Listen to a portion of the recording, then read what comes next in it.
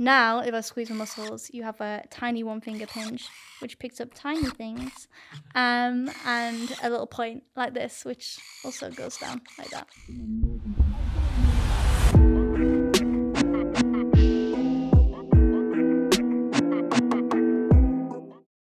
So when I was born, I was a completely normal, happy, healthy baby, all four limbs, like nothing seemed out of the ordinary at all.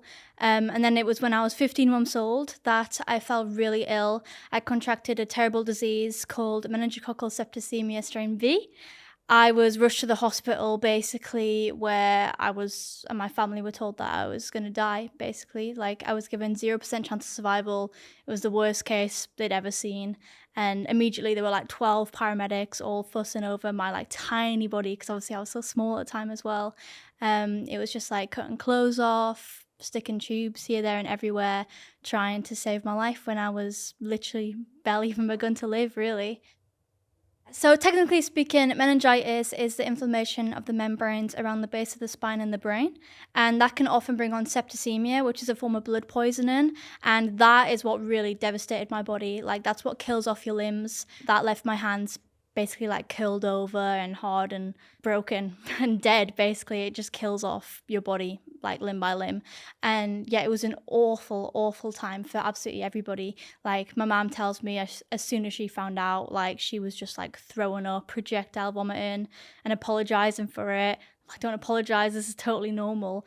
My dad was obviously really scared himself, but he was also sort of the voice of reason a little bit and that strong force that we needed, and my mom definitely needed at the time because he was just like, she won't die, it's Tilly, like, she eats all her vegetables, like, she's a good kid, she's not gonna die, and he was very much like, "Nah, like, it doesn't happen." Then you got the maternal, like, mother instinct, which actually got me to the hospital on time, and it was thanks to that worry and that stress that I managed to get there in time, because if it were, like, seconds, minutes later, like, even the doctor said I probably wouldn't have made it.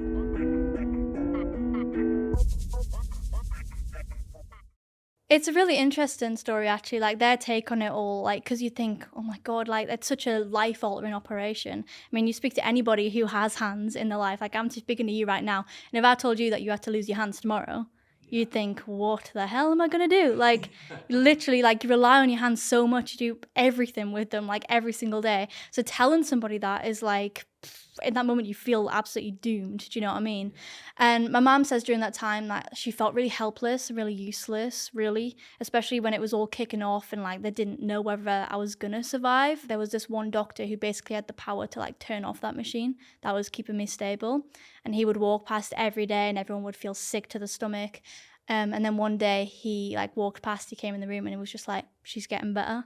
And that to my family were just like, oh my God, rejoice. Like even the nurses, and they were saying, oh, we're gonna get sacked, we're not meant to get sentimental about this sort of thing.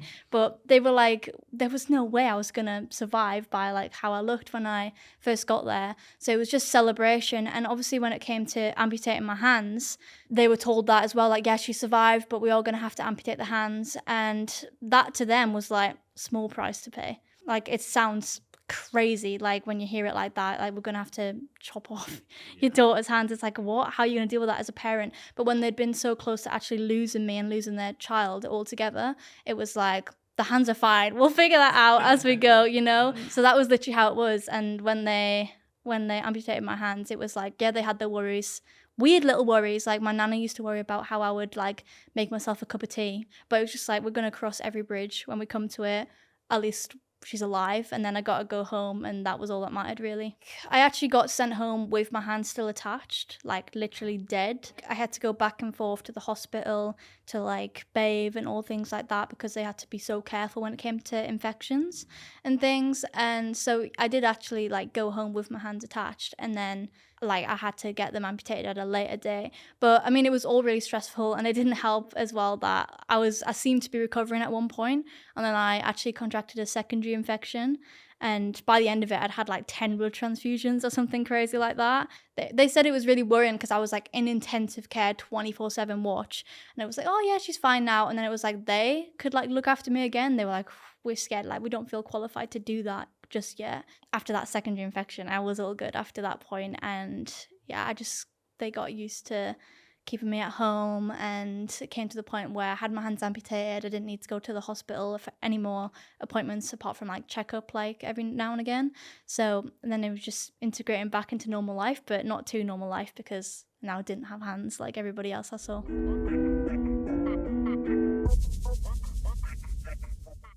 It was kind of weird for me, like, growing up, like, because I have 3 sisters and a super supportive family, so because I had 3 sisters and I'm, like, the second one, I've got 1 older, 2 younger, so I've got my older sister to look up to, and then I'm, like, looking after my little 2 sisters.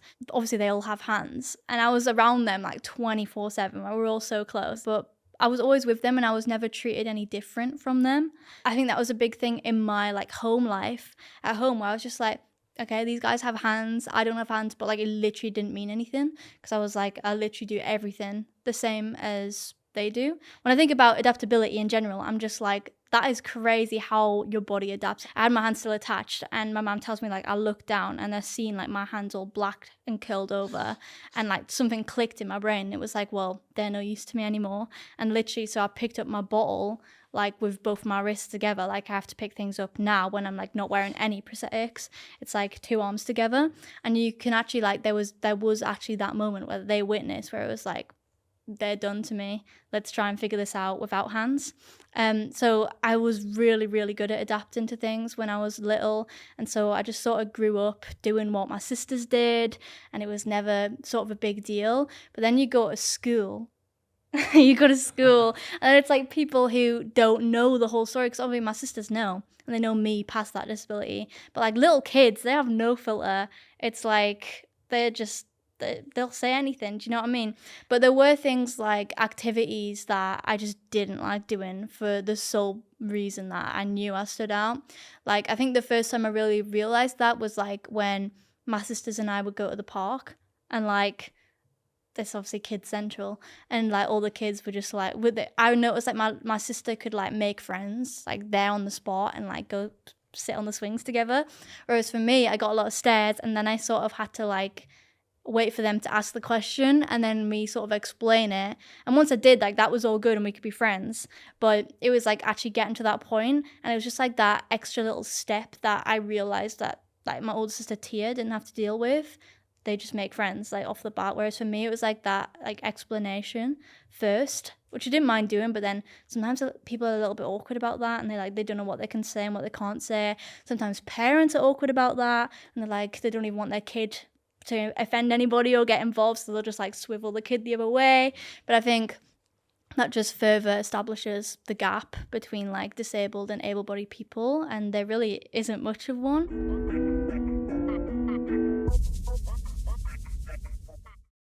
The first prosthetics I got, I'm pretty sure I was like 3.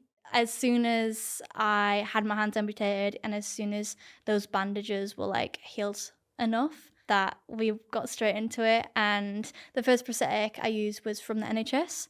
I think that's the first place you go because obviously it's free and you just want to see what's available there. And I haven't got that with me today because it's actually like in like an art gallery for show right now. But it was basically like a tube to put your arm in, and then kind of like a claw tied together by elastic bands. And that wasn't actually technological at all. You'd move your upper body to like pull on strings, which would make this claw go like left and right in a sort of pinching motion. It was probably a really scary time for me as a kid because not many kids go through that, you know? Yeah, I got this prosthetic from the NHS, but didn't really, the main thing was like I didn't really associate it with a hand because it didn't look like a hand, which led to me going to like private routes and getting hands that looked like hands later on. But yeah, at the time I just didn't even really know what it was. Like I thought of it more of a weapon than a hand. I would like chase my sisters around with it, but I didn't see it as like a replacement of my own hands, which I'd lost. I didn't really, I don't know, get attached to it. And yeah, I didn't really use it at all. Yeah, I feel like the whole thing must have been like a bit traumatizing for me because when I was fresh out of hospital as well, like I had a real fear of women because it was like women who came and like gave me all the injections and stuff in hospital. So what my family told me. So like if I'm in a clinic type setting and then there was like a woman come over, I'm a full-blown feminist now, but like when a woman came over, like my little like sort of self and my mindset was like trembling, like what's gonna happen here? So like, there was internal and mental like effects. And yeah, I think like growing up around hospital appointments, anybody who's been sort of like through that sort of like turmoil so young, even if you don't remember it, it's probably there in your brain, like bubbling away. So this one is a myoelectric hand. This was like probably one of the second prosthetics I had. Basically, after I didn't get along with the claw at all, we decided to go private. And back then, realism was like, I mean, that was what was offered. Like, it was all like realistic prosthetics. But I feel like that was kind of good for me because, like I said, with the claw, I just didn't associate it with a hand. Whereas this very much looks like a hand. So I was like, okay, that's a hand. Like, I'm making sense of this now. And I used to take it to nursery and things. It's obviously like high definition silicone. You've got nails you could paint, you've got wrinkles, freckles. It's scarily good. Like, it is good, and it kind of feels kind of like skin as well when it's like high definition silicone. But yeah, so I used to take these to nursery when I was first getting used to everything, and I didn't really get along with them even then. Like, I would like paint pictures, when you're a nursery kid, it's like easy sort of tasks. So I'd be like painting with them, and like that was fine. But when it came to like just daily stuff, I didn't really get along with them that much. Like, they couldn't open wide enough to hold a cup. So like that was a big thing. So that's what like myoelectric means, that it can move a little bit. And this is just a single grip. So basically this thumb would like come down and go back up, but it didn't go that far. Maybe it went like there.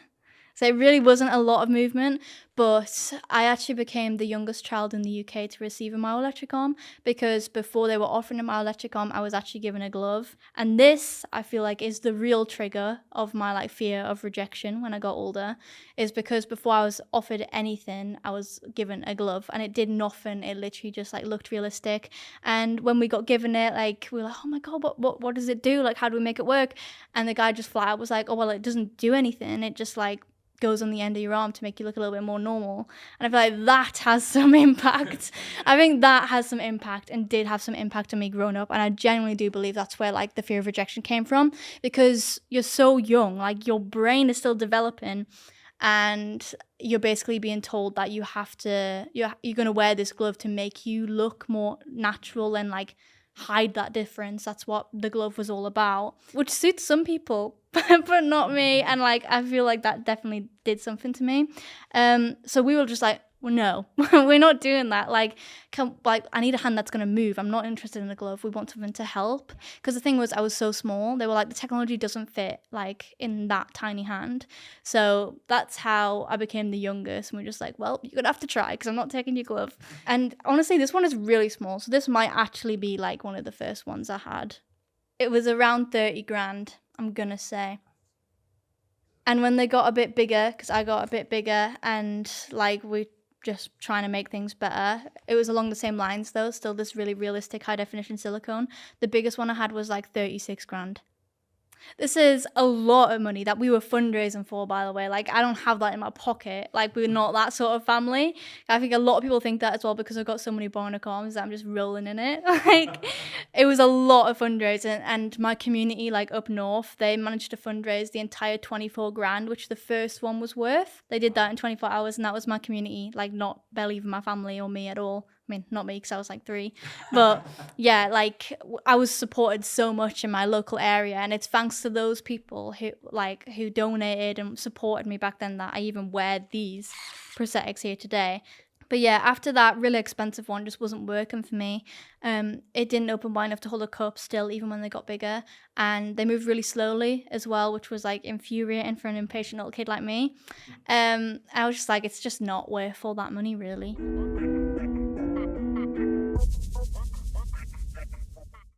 And it was when I was like 9 years old where 3D printing started its revolution, really. And that was really exciting. And my mom literally, we're always on the lookout, and my mom literally went on Google and just Googled 3D printed prosthetics. That was it. And then up popped up Bionics, because their hands are completely 3D printed. And they were looking, by some miracle, all of this, like the coincidences are insane. they were looking at the time for a child below the elbow amputee to help them develop their prosthetics. And I like fit all the requirements, always wanted to help. They were looking for somebody to help. So we literally just like messaged them, sent in a little audition tape. I think I was like dressed as like Alice in Wonderland or something like that. It's probably what gave me the edge at the end of it. But yeah, we just were like answered their application form, and then they ended up like picking me, which is probably a bit of a risk now I think of it, because I'm missing 2 hands and a lot of people only missing the one. But it means that when I wear this technology and I'm testing it, like I've got to be brutally honest, you know, because when I'm wearing both of them, that's what I'm relying on. I was really excited, and I went down to the lab at Bristol, and that day was epic because I used to share it with like these people who were making spider robots and everything. And I remember, obviously, I'm 9 years old, super excited about this new technology, which also, for once, wasn't trying to mask that difference. It was like they were making like Iron Man arms. So that to me, as like a 9-year-old kid, was like, this is what I want. Yes, like finally. Yeah, and then I went to the lab and there were like all these spider robots walking around. I was getting tested and fitted with this bionic arm, which I could then control, which I thought was so sick. And the movement was like so much better than what I was used to. And like, yeah, so I got like fitted for the first time, tried it on. This was right early prototypes. The sensors weren't even on the inside. They were like little stickers on you. And then they took me out to the front and just set up a table of things just for me to mess around with and like throw.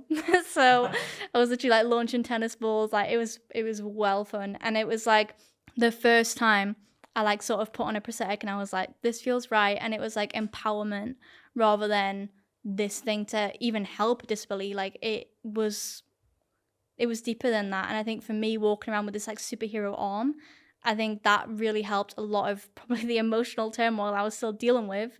I didn't know it yet because I was only 9 years old, but would later surface. And like, yeah, it was really cool. And it was like from that day onwards, I was just like, Open Bionics, the ones to watch. I was like, I want to be a part of this.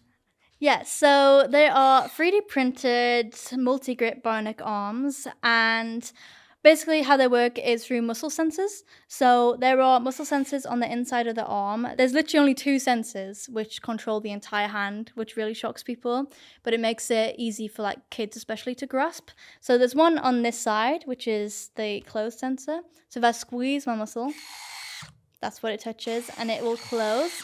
And then if I flex, that one's on this side, it'll open.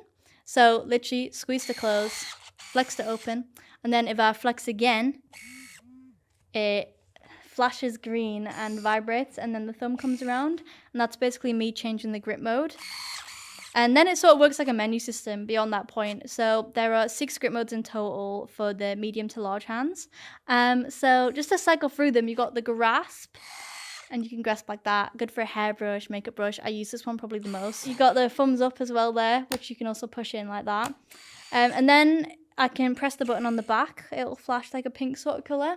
And now if I squeeze that same muscle, you'll notice only 2 fingers come down. So like you see, it's sort of like a menu system, and you've got to remember where you're at in that.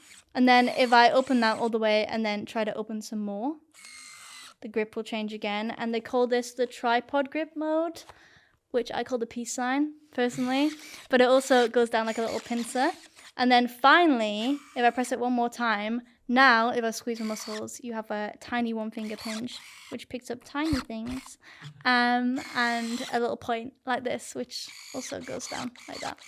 I preach all about the mental benefits as well, because obviously it's a medical device. My whole thing with them, like growing up, I was like, you're calling all these prosthetics a medical device. They need to actually move and they need to actually help. And like the way these move is like so epic, to the point where like people will come up to me or see me on social media and be like, I think they're gloves. Because they're just like, oh, they just move so like normal. And when I talk, I'm often like this while I'm talking, and people just think they look really natural. So the fact that they can even fool people into thinking they're gloves and not prosthetics, I think that speaks volumes for their dexterity. But then also like just the mental benefits are insane, and that's what I really lean into. Like I said, I feel like a lot of things did probably impact me when I was like growing up, whereas Bionics were the first company to really be like, why are we hiding this? Like, you don't need, they were the first company to just ask me what I wanted. And you think that's what people would do first, but they didn't. and they understand the history of prosthetics and like people coming home from war and they actually want replacement hands which look natural. So like you understand where the thought process came from.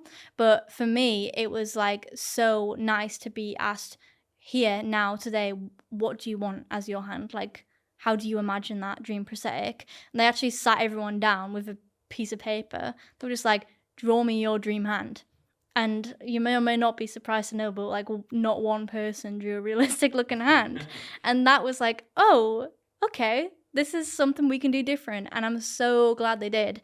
And it's just even better now because like you see people all over the world. Like, and these kids have gone from rolling the sleeves down like I once did to wanting to roll the sleeves up and turn on the flashy light and letting everybody look and like show their friends and stuff at school. And like the whole narrative is just completely turned on its head in such a positive way.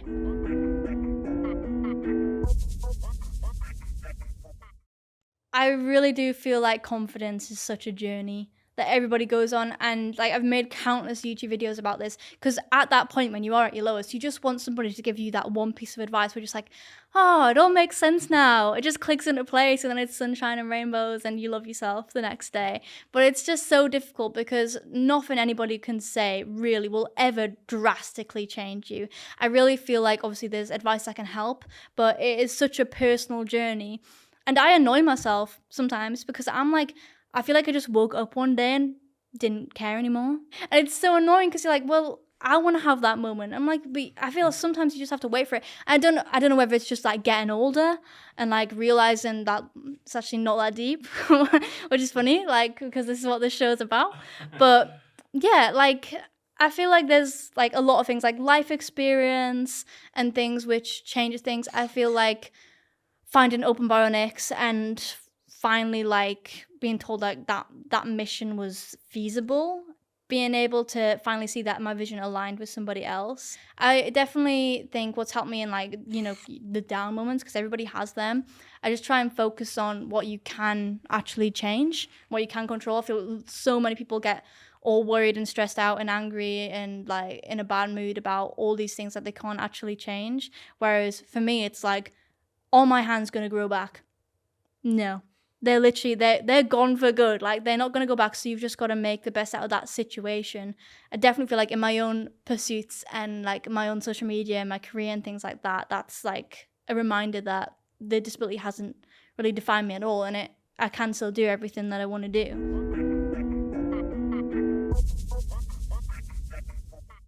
I mean, my all-round passion now is like working with Bionics and helping develop this tech. Like, that is going to be something that never ever goes away. Like, I love those days in the lab. Also, accessibility wise, I just want them to be more accessible because it's all great making the best inventions in the world and letting them do all these things if people actually can't get their hands on it and, you know, don't have that support network. I think that's just all around making prosthetics better, like making them move better, function better, but also be better in the sense that people can get them, you know, because then it's pointless. But then in my own personal life, social media has been absolutely crazy. And then I did this premiere, Elite Battle Angel premiere with Open Bionics, where I got these cool bionic arms, and Elite Battle Angel has such a fan base, and so all those fan base found me on socials, and I was 13 here, and I was just like, oh, okay, so they all found me on socials and I gained a lot of followers really quick. And for some reason, people would sort of message me and be like, we want to see like bionic arm content and stuff like that. And I was like, for some reason, I put up my story. I was like, hi guys, just putting this out here because I didn't really realize like my prosthetics and things was something that people were really interested in. Like, would you guys want to see me wear prosthetics and stuff? Like, so I was very much just taking selfies at this time and thought that's why everybody was following me. But I was just like, yeah, is this something you want to see? And they were like, yes. So after that point, I was like posting about them, and they are so much a part of my life anyway. And then I'm also a singer, by the way. Yeah, I did a CBBC singing competition in 2020, which I went on to win somehow.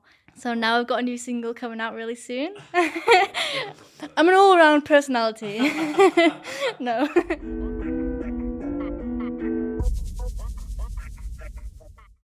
I'm like massive on the future. And it scares so many people, especially nowadays with the launch of AI and flipping Optimus Tesla robots, which I was in a deep hole researching the other day. Like, It scares a lot of people. And I feel like at a lot of the tech conferences I go to, I'm kind of there as a reminder sometimes that tech actually can do really good things. Because everybody's so scared of it nowadays. Everybody's like, oh my God, it's going to take over, stop it now. But it's because none of the good tech gets a lot of exposure. There's so many awesome inventions out there, like those, some to like tackle climate change and global warming. Is like exoskeletons letting people walk again, like prosthetics giving people eyes back, limbs back. Like there's all these crazy inventions, and people don't hear it because they're hearing about AI, like crazy robots. And that's like one of my great passions, is like showing people like actually tech can do a lot of really good things that you don't hear about.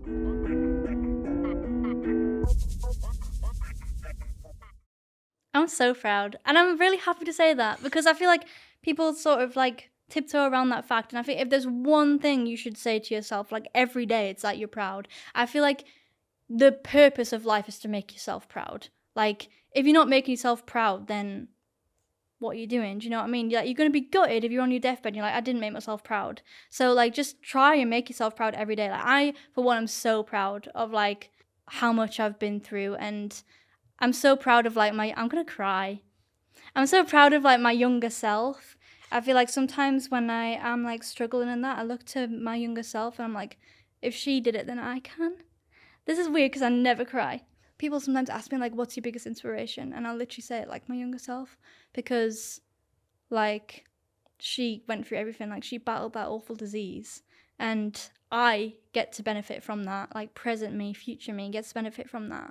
It's really weird when I think about my life if none of this had happened. Like, I don't really associate with me without hands anymore. Like, I'll see a picture of myself with hands, like, before I lost them, and I'll just be like, oh, like, that doesn't feel right. Like, that's not me. There are a lot of assumptions that come with being, like, physically disabled. And I just want to probably say to those people that you might have a disability, but it's not always completely disabling. Like, there's a lot of things that I was told I wasn't going to be able to do. I was told I wouldn't live, for a start. I was told I'd never walk or run. I was told I'd never play piano, and now I literally play the piano. And people are like, how do you play the piano? You got no hands. I've literally got a prosthetic made out of a toilet roll tube and a garden rake. And I play the piano with that and like make chords and now like write my own songs at the piano using that. People put a lot of limitations on you, but they are your own to figure out and like break through. Try to be kind to yourself on your own confidence journey. And I know it's annoying that I can't just give you some advice to like fix that right now if you are struggling, but I promise you one day you will actually wake up and just it will all click and you'll be like, why did I waste all those summers like rolling down my sleeves and hiding my scars? Like, why didn't I live my life to the fullest? And you can definitely do that.